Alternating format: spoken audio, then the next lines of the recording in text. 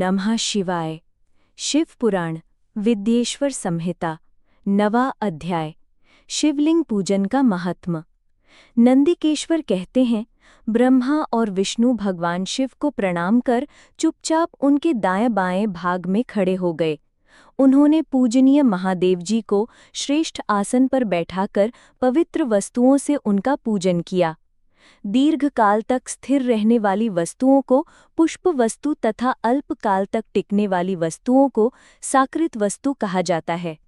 हार, नूपुर, कंकड़, किरीट, मणिमय कुंडल, यज्ञोपवीत, उत्तरीय वस्त्र, पुष्पमाला, रेशमी वस्त्र, हार, मुक्तिका, पुष्प, तांबूल, कपूर, चंदन और अग्नि का अनुलेप, धूप, दीप, श्वेत शत्र, व्यंजन, विजया, चवर तथा अनेक दिव्य उपहारों द्वारा जिनका वैभव वाणी और मन की पहुँच से परे था, जो केवल परमात्मा के योग्य थे, उनसे ब्रह्मा और विष्णु ने अपने स्वामी महेश्वर का पूजन किया।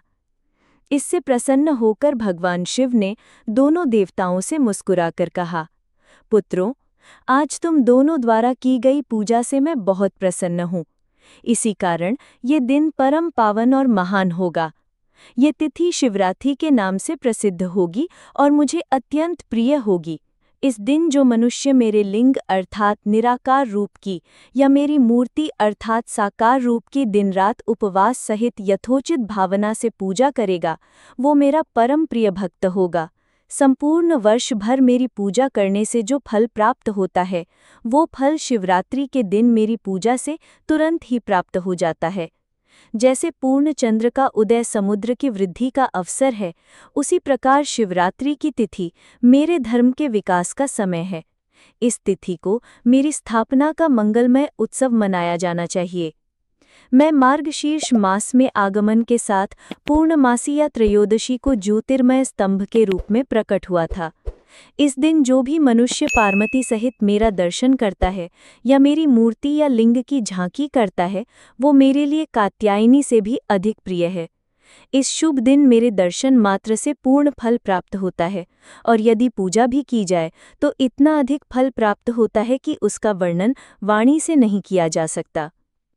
लिंग रूप में प्रकट होकर मैं बहुत बड़ा हो गया था, अतः लिंग के कारण ये भूतल लिंग स्थान के नाम से प्रसिद्ध हुआ। जगत के लोग इसका दर्शन और पूजन कर सकें, इसके लिए ये अनंत ज्योतिर्मय लिंग अत्यंत छोटा हो जाएगा। ये लिंग सभी प्रकार के भोग सुलभ कराने वाला तथा भोग और मोक्ष का एकमात्र साधन है। इसका दर्शन, स्पर्श और ध्यान प्राणियों को जन्म और मृत्यु के चक्र से मुक्त कराने वाला है। लिंग के यहाँ प्रकट होने के कारण ये स्थान अरुणाचल नाम से प्रसिद्ध होगा और यहाँ बड़े बड़े तीर्थ प्रकट होंगे। इस स्थान पर रहने या मरने से जीव को मोक्ष प्राप्त होगा। मेरे दो रूप हैं, साकार और निराकार। पहले मैं स्तंभ रूप में प्रकट हुआ, फिर अपने साक्षात रूप में।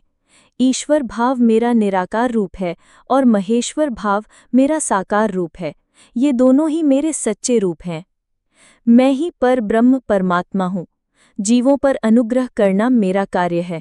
मैं जगत की सृष्टि करने वाला होने के कारण ईश्वर कहलाता हूँ। सर्वत्र स्थित होने के कारण मैं ही सबका आत्मा हूँ।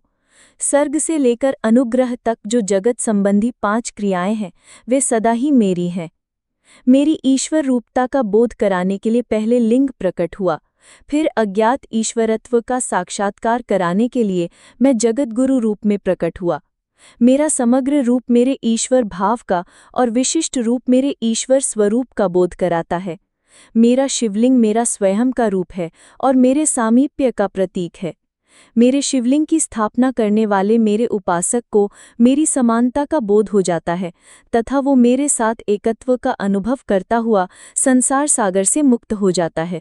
वो जीवित रहते हुए परम आनंद की अनुभूति करता है, शरीर का त्याग कर शिवलोक को प्राप्त होता है, अर्थात मेरा ही स्वरूप हो जाता है। मूर्ति की स्थापना लिंग की अपेक्षा गौण है। ये उन भक्तों के लिए है जो शिव तत्व के अनुशीलन में समर्थ नहीं है। धन्यवाद। अगर आपको ये कथा भावपूर्ण लगी हो तो कृपया इसे शेयर करें और हमारे चैनल ऋतु की कहानियाँ को सब्सक्राइब करना न भूलें। शिव पुराण की अन्य कथाओं के लिए जुड़े रहिए। हर हर महादेव।